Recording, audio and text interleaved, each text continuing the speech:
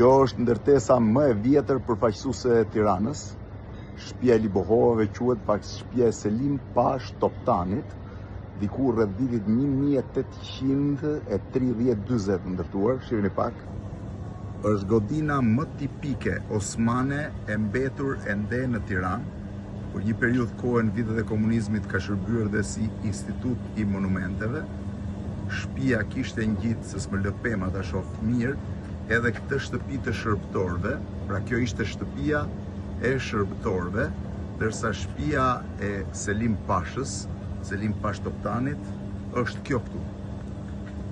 Vitin eksaktësisht e kam vështirë ta përcaktoj edhe studiusit, por besoj që është rreth viteve 1830 e ca, besoj, vazhdon dhe këtej, është godina, po i bëj një pamje më të bukur, godina më e vjetër osmane e mbijetuar në qytet, dhe gjëja më interesante është që është godina që ka ende nën këtë bar kaldrëm osman tipik.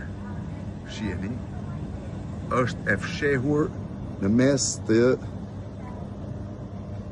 disa shkatërrimeve këtu që as vetë nuk e di çfarë është, por është godina e fundit tipike osmane kjo. Është më e vjetër se sarajet, shtëpia e Abdi Bey Toptanit.